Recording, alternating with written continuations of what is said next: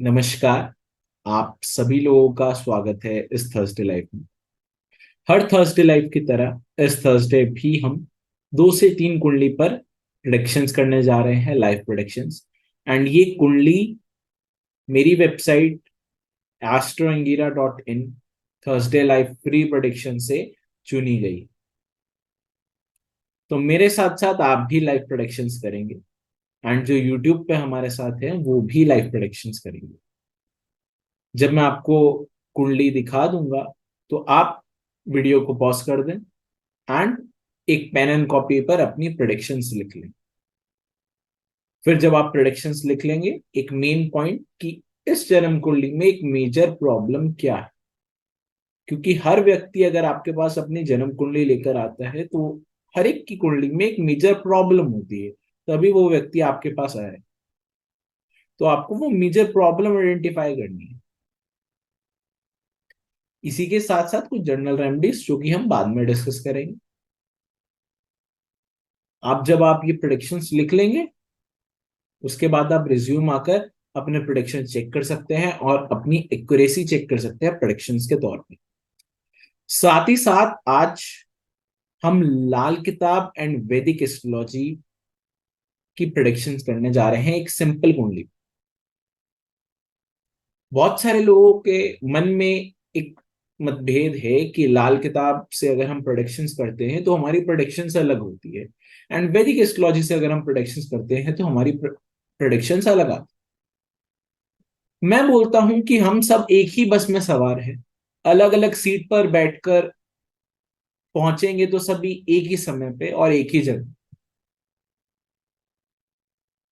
इसलिए लाल किताब से भी उसी कुंडली की प्रिडिक्शंस करेंगे और वैदिक एस्ट्रोलॉजी से भी उसी कुंडली की प्रिडिक्शंस करेंगे।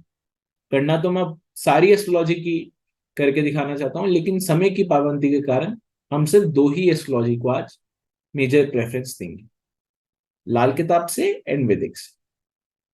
तो शुरू करते हैं आज की प्रथम वीडियो एंड प्रथम कुंडली के साथ।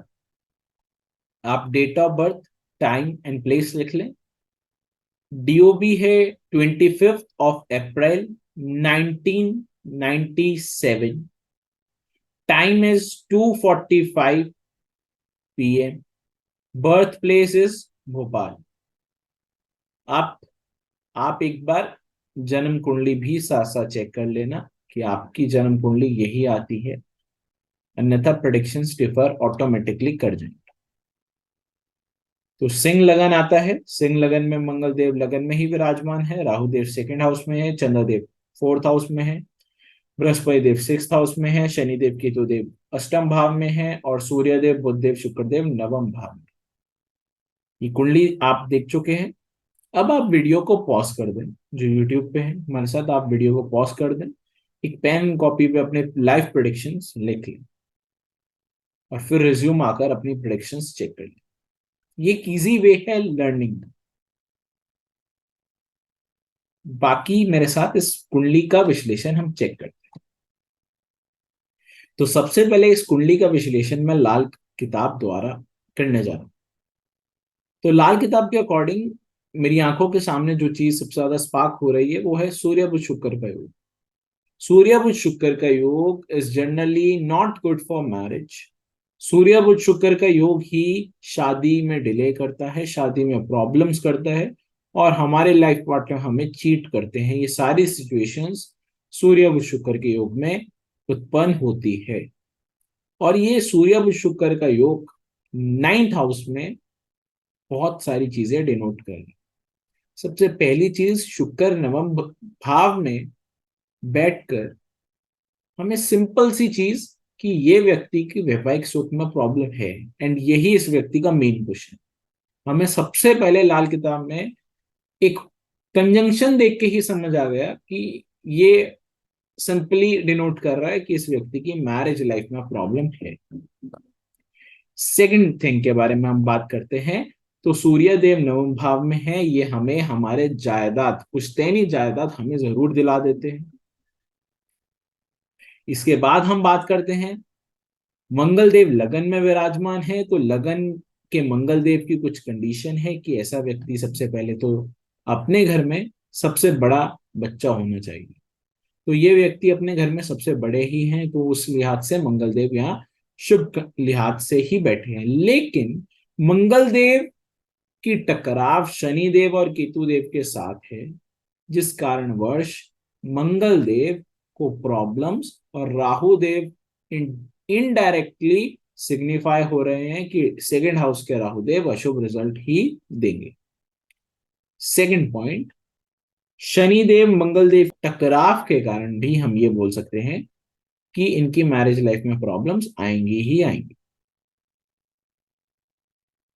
शनिदेव केतुदेव अष्टम भाव में विराजमान, इस अवधि में ऐसे व्यक्ति पर कोर्ट केस और गुस्से के कारण कुछ ना कुछ हैपनिंग हो जाती, जिस कारणवश उसे जेल जाना पड़ सकता है।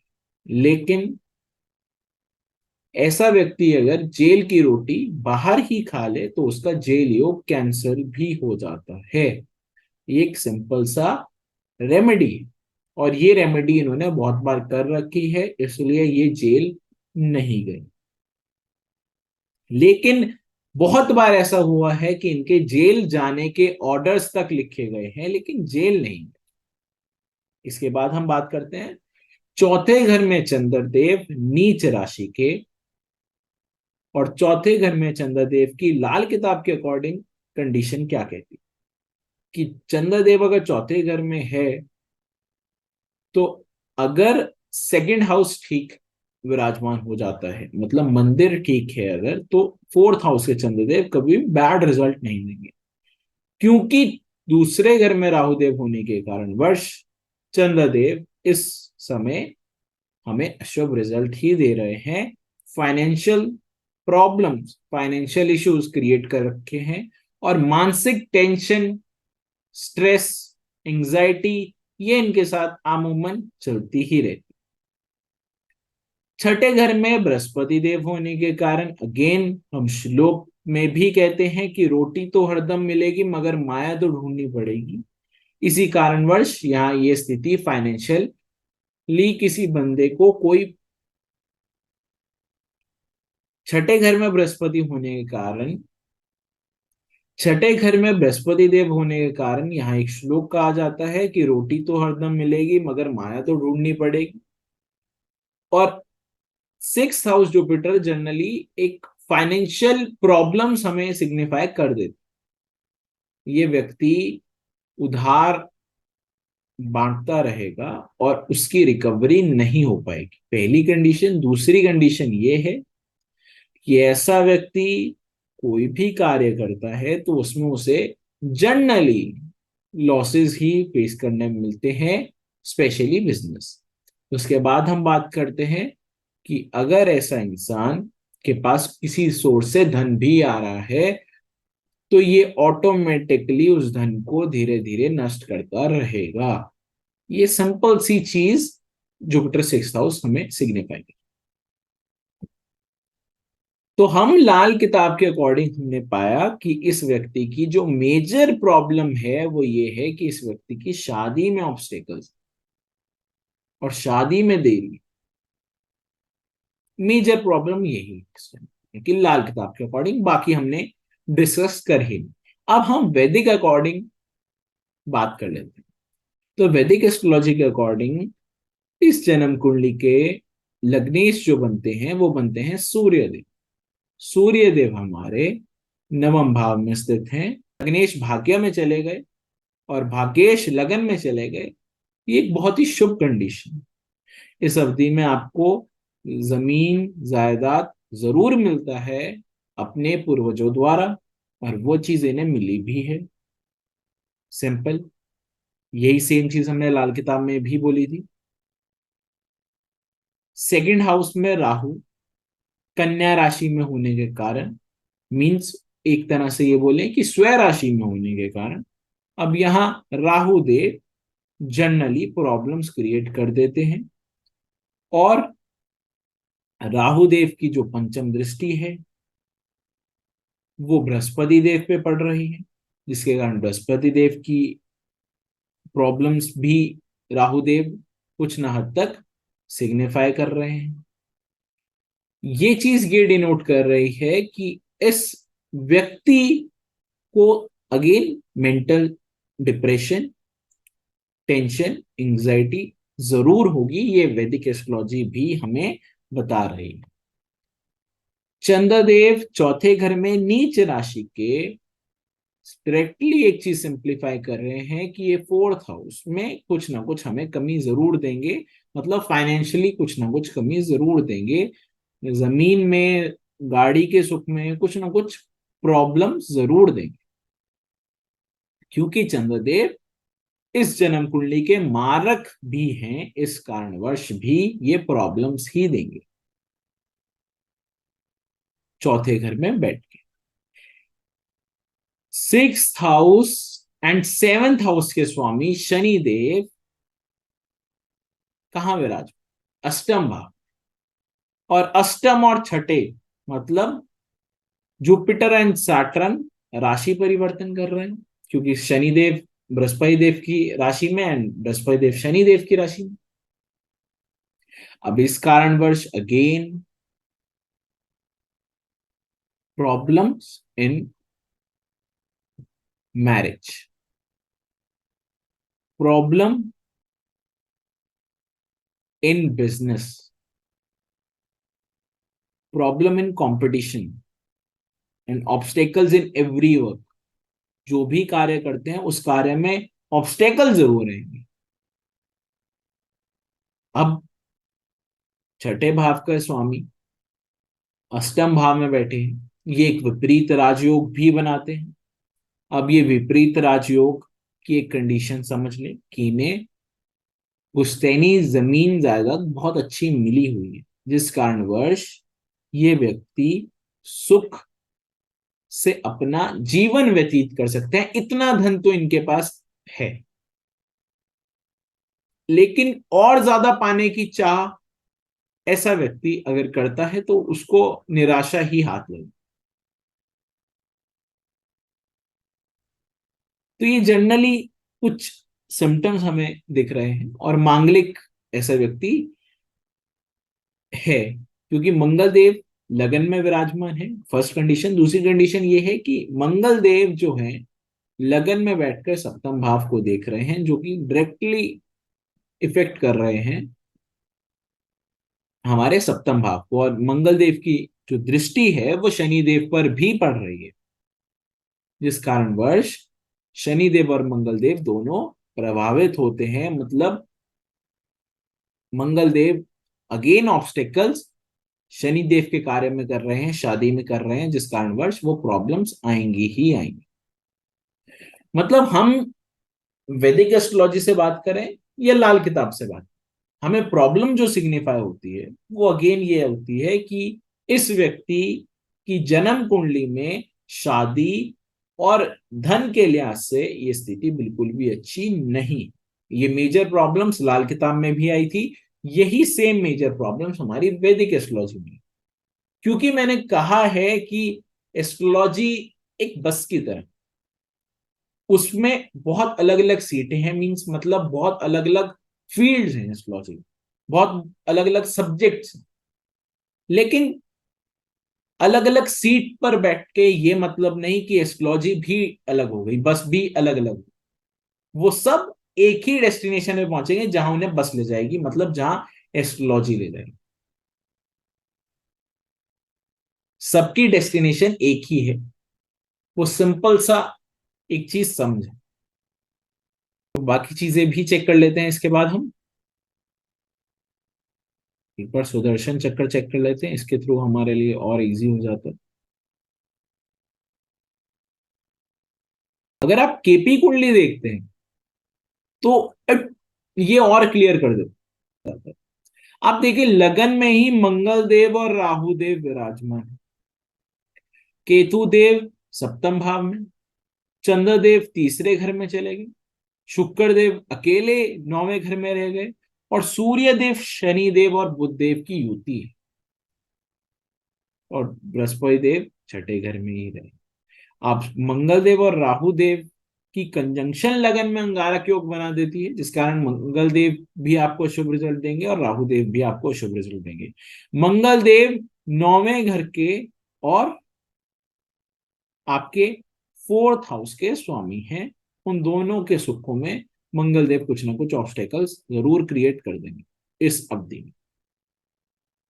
केतु देव 7वें भाव में होने के कारण कुछ ना कुछ कंफ्यूजन्स भी ऐसे व्यक्ति को ऑटोमेटिकली जनरेट हो जाती है इस व्यक्ति के जीवन में, शादी से रिलेटेड स्पेशली। सूर्यदेव शनिदेव का योग ही बहुत अच्छा नहीं है, जिस कारणवश आमतौर पर ऐसे व्यक्ति के वैवाहिक सुख में प्रॉब्लम्स तो आते ही आते। अब ये वैदिक एस्ट्रोलॉजी हो चाहे वो लाल किताब हो, हर एस्ट्रोलॉजी में सूर्यदेव और शनिदेव का योग अच्छा नहीं कहा जाता। अब यहाँ चंद्रदेव आपको कोई बहुत अच्छा या कुछ बहुत बुरा परिणाम नहीं देते, लेकिन जनरली 3rd हाउस में एक सौम्य ग्रह, मतलब आपके आपसे हार्डवर्क नहीं करा पाएगा एक सौम्य ग्रह, इसलिए हम ये बोलते हैं कि 3rd हाउस में कोई क्रूर ग्रह हो तो वो अच्छा है, क्योंकि वो आपसे हार्डवर्क करवा सकते हैं। अदरवाइज एक सौम्य ग्रह अगर वहां पर आता है तो वो आपसे हार्डवर्क नहीं करवा।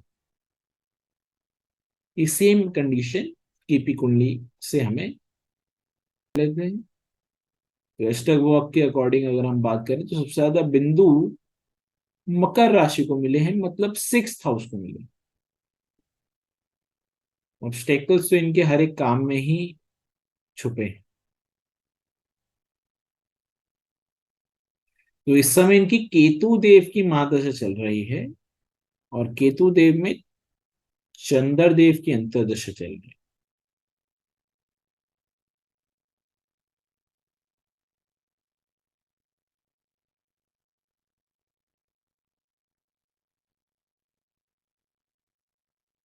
संकटा सिद्धि पिंगला।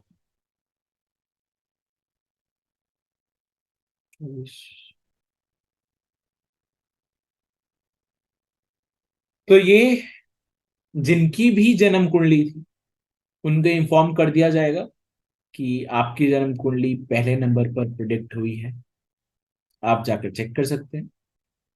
तो आपके लिए एक मेजर जो राय मेरी रहेगी कि एक तांबे की गागर लें, उसमें साबुत मूंग भरकर उसमें तांबे से ही सील कर कर उसे जलप्रवाह कर दें। ये शुक्रवार के दिन करना है, 1 से 4 PM के बीच करना है।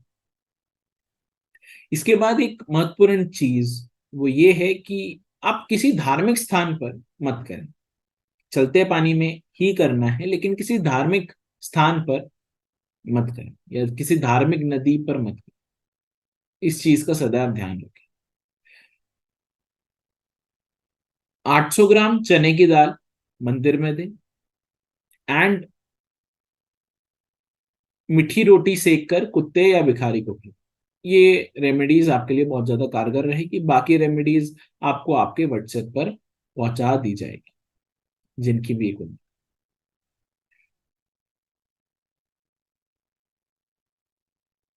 अगर आप भी चाहते हो मुझसे अपनी कुंडली प्रेडिक्ट करवाना चाहना फ्री ऑफ कॉस्ट, तो आपको सिर्फ हमारी वेबसाइट पर जाना है astroangira.in, astroangira.in पर जाएं।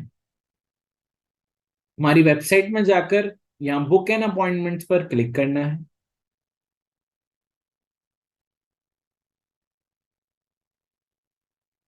फिर आपको यहाँ थोड़ा सा नीचे आकर थर्सडे फ्री प्रिडिक्शन पर क्लिक कर दो।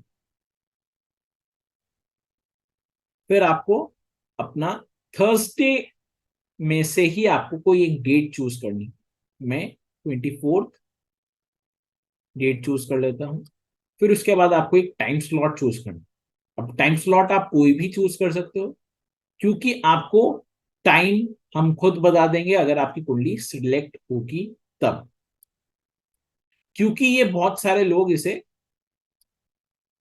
फॉर्म को फिल करते हैं और हम कंप्यूटराइज चुनते हैं कि किन की कुंडली प्रिडिक्ट करनी। तो आप सब इसे भर सकते हैं। लेकिन कुंडली सिर्फ कुछ 5-10 लोगों की ही प्रेडिक्ट होगी थर्सडे के दिन। तो आपको यहां अब अपनी डिटेल्स भर लेनी।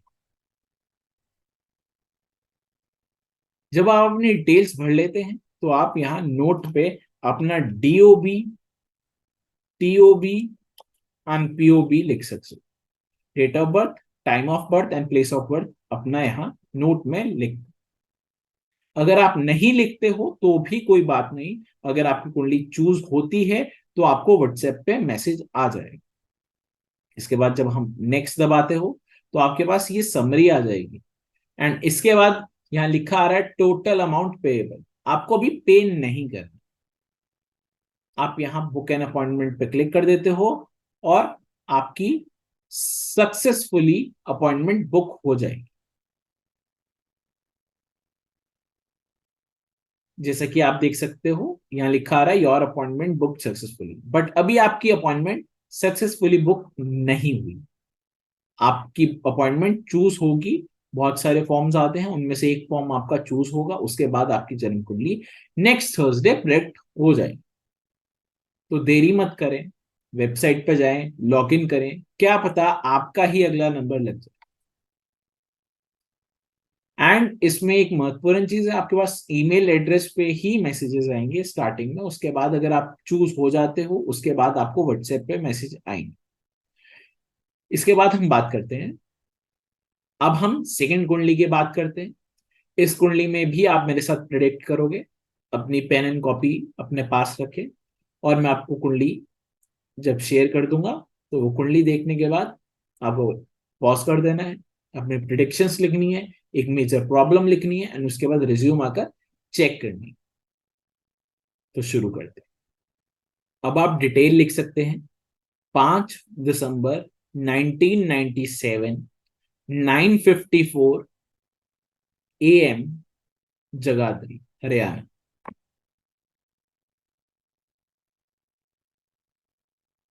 लगन कुंडली भी चेक कर लें आप। लगन में ही मंगल और बुध देव का योग है, धनु लगन। सेकंड हाउस में शुक्र देव, बृहस्पति देव और चंद्रदेव। थर्ड हाउस में केतु देव, फोर्थ हाउस में Shani Dev and ninth house में राहु देव एंड ट्वेल्थ हाउस में सूर्य देव। तो इसमें भी हम सेम करेंगे, पहले लाल किताब से प्रोडिक्शंस करेंगे और उसके बाद वैदिक एस्ट्रोलॉजी से प्रोडिक्शंस करेंगे। अब आप पॉज कर दें वीडियो को और प्रोडिक्शंस करें एंड मेजर प्रॉब्लम आप वो सारी चीजें लिख लें। उसके बाद रिज्यूम आकर अपनी प्रेडिक्शंस चेक करें। तो हम शुरू करने जा रहे हैं। First house Mangal and Budh means हमारा मसनूई शनि नीच, वो लगन में ही विराज। फोर्थ हाउस में हमारे बैठे हैं शनिदेव।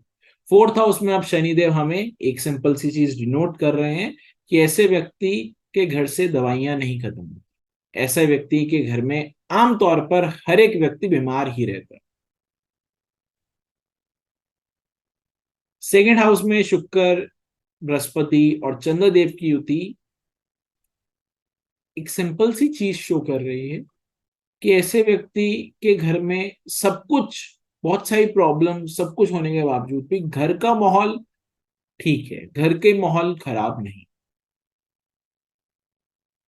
क्योंकि लाल किताब के अकॉर्डिंग मंदिर में आकर कोई भी ग्रह बुरा नहीं करते, लेकिन इनके साथ एक जनरल सी प्रॉब्लम जो होती है वो ये है, जब भी शुक्र एंड बृहस्पति देव दोनों ही मंदिर में बैठे हों तो शुक्र देव क्या है, हमें थोड़े से लव लाइफ, रोमांस की तरफ लेके जाते हैं एंड बृहस्पति देव उसी समय हमें अध्यात्म की तरफ, परिवार की तरफ लेकर जाते हैं। और ये कॉन्फ्लिक्ट ऑफ माइंड में ही ना ऐसा व्यक्ति अपनी आधी जिंदगी समझने में निकाल देता है कि मैं चाहता क्या। ये प्रॉब्लम्स आमतौर पर ऐसे व्यक्ति के साथ होता ही। राहु देव इन नाइन्थ हाउस अच्छे नहीं है, केतु देव इन थर्ड हाउस भी अच्छे नहीं है, सूर्य देव ट्वेल्थ हाउस अच्छे नहीं है। तो इनकी कुंडली में ना जो सबसे अच्छे प्लैनेट्स बैठे हैं वो बैठे हैं सेकंड हाउस में, वो है बृहस्पति देव, चंद्रदेव और शुक्र देव। तो इनकी जन्म कुंडली में जो मेजर प्रॉब्लम है और जो इनका सवाल है वो दोनों चीजें आइडेंटिफाई हो चुकी हैं। वो यही है कि मेरा कारोबार कब चलेगा, मेरा कारोबार ठीक नहीं है, मेरा कारोबार में प्रॉब्लम है, और वो कब तक ठीक हो जाए, यही इनकी मेन प्रॉब्लम है।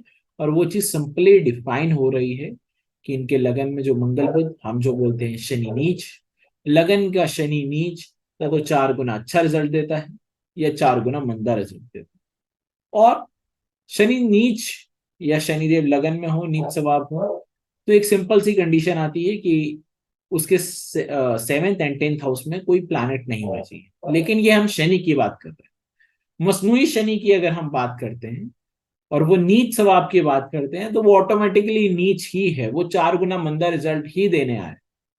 तो वो 4 गुना मंदा रिजल्ट ही हमें फर्स्ट हाउस डिनोट कर रहा है, जिसके कारण वैवाहिक सुख में प्रॉब्लम्स भी आती है और हमारे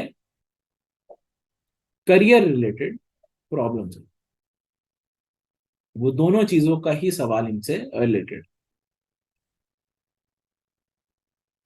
इसके बाद अगर ऐसा व्यक्ति गोल्ड कभी भी गिरवी रखता है, गोल्ड लोन लेता है या गोल्ड कभी भी बेच देता है, तो वो उस समय में इनका डाउनफॉल शुरू हो जाता है। ये जिस भी अवधि पर है उससे इनकी ग्रोथ नीचे की तरफ ही जाएगी, ऊपर की तरफ नहीं आ सकती। उसका कारण सिर्फ ये है कि जुपिटर 2nd हाउस में गोल्ड को डिनोट करता है, और अगर आप वो सोना बेच देते हो तो बृहस्पति देव यहाँ रुष्ट हो जाते हैं, जिसके कारण आपको मेलेफिक असर मिल जाता है। अगर आप नवमास कुंडली देखें तो सूर्य और शनि देव का योग लगन,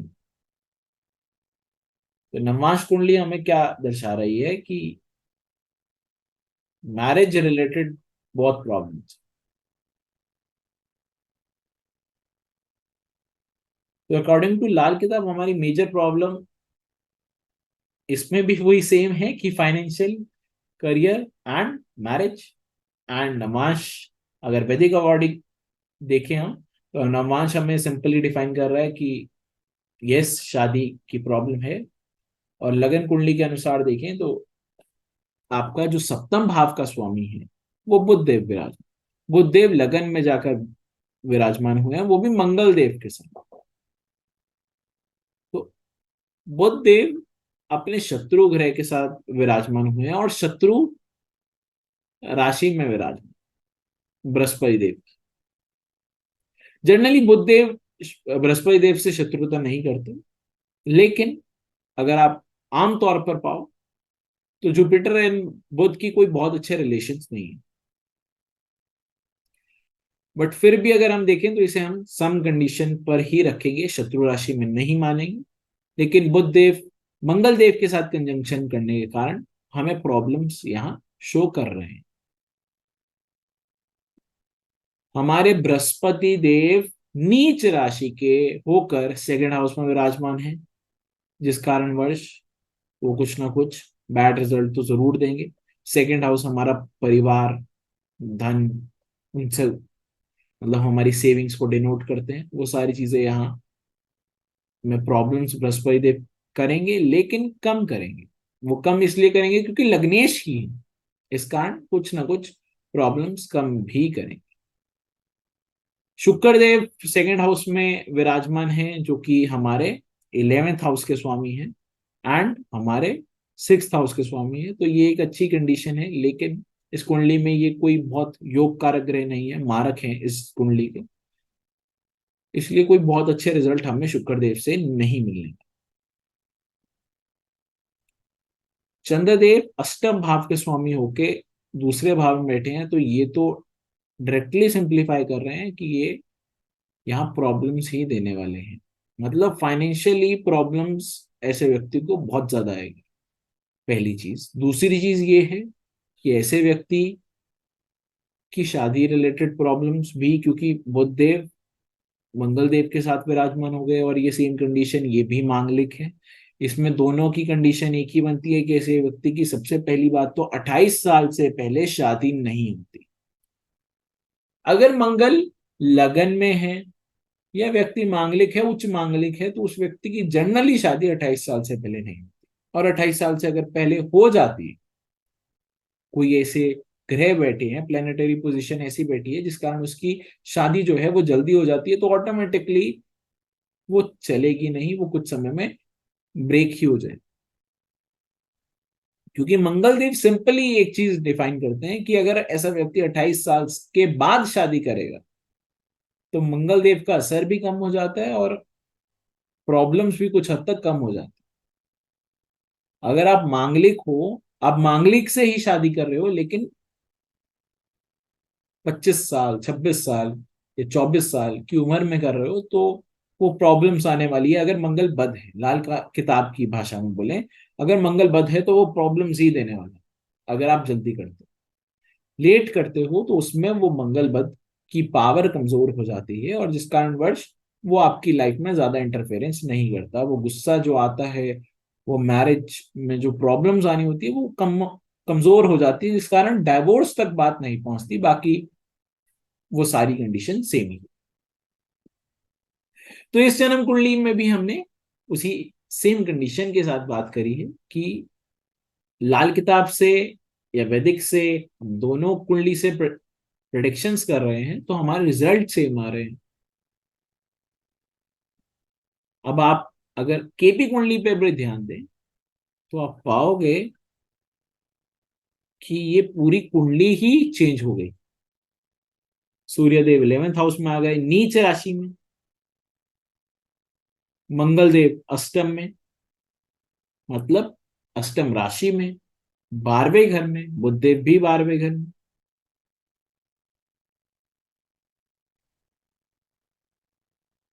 एंड शुक्र देव लगन में, बृहस्पति देव भी लगन में, चंद्र देव भी लगन।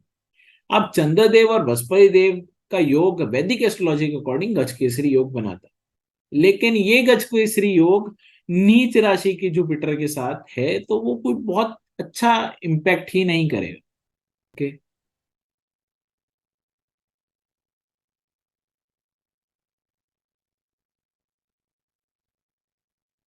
अष्टक वर्ग देख लेते हैं एक बार। सबसे ज्यादा बिंदु मिले हैं तुला राशि, मतलब 11th हाउस को सबसे ज्यादा बिंदु मिले। ओके, एंड किस प्लैनेट ने सबसे ज्यादा बिंदु दिए हैं, वो है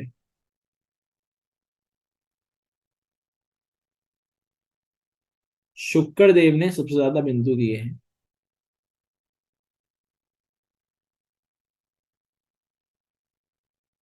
इनकी दशा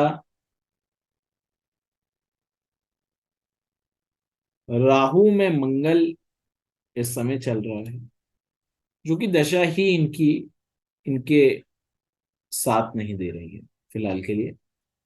और अभी इन पर चल रहा है सिद्धि। सिद्धि में चल रहा है भत्रिका।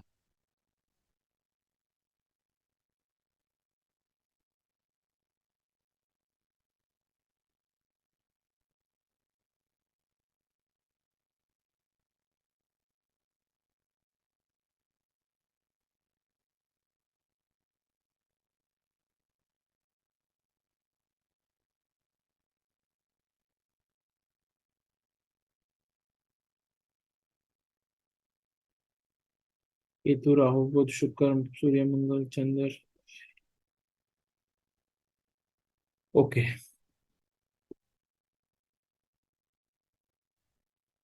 अब ये जिस व्यक्ति की कुंडली थी उनका रोका हुआ, और उसके बाद उनका रिश्ता टूट गया।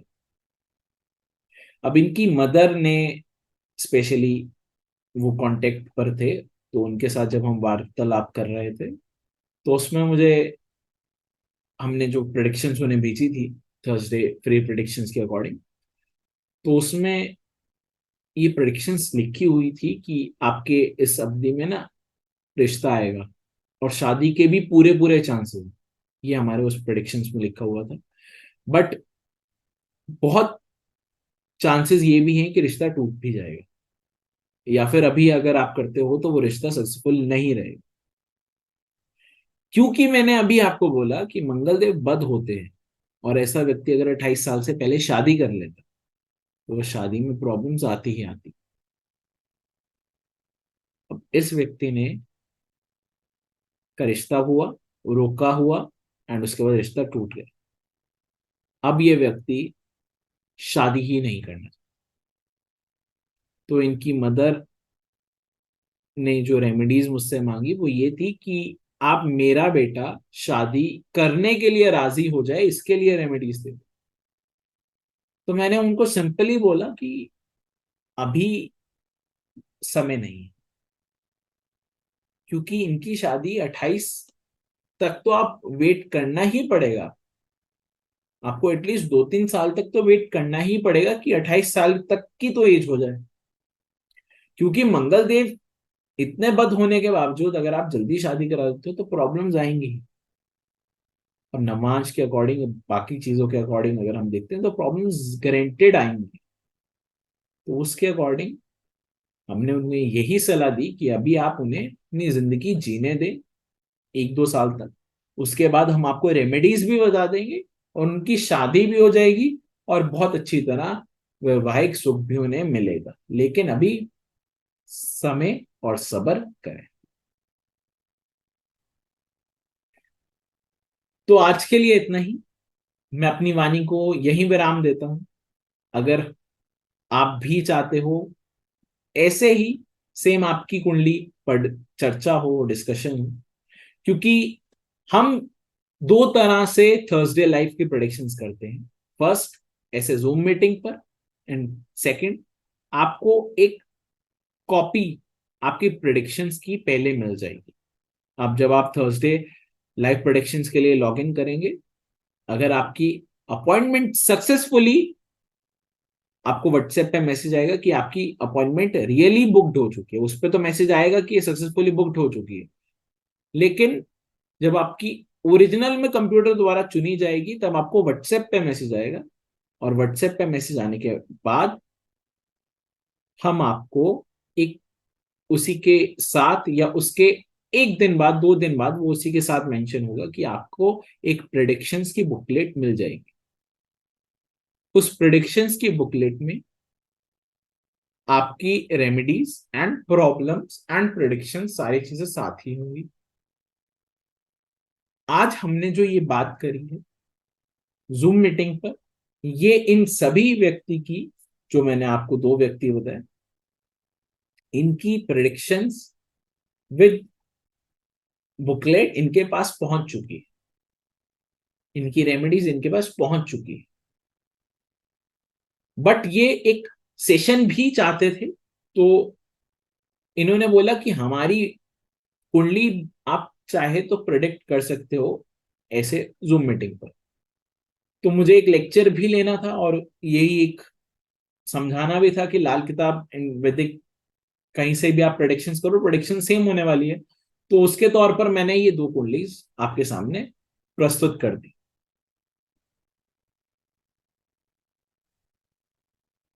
तो आज के लिए इतना ही। मिलते हैं किसी नई वीडियो में किसी नई टॉपिक के साथ। धन्यवाद।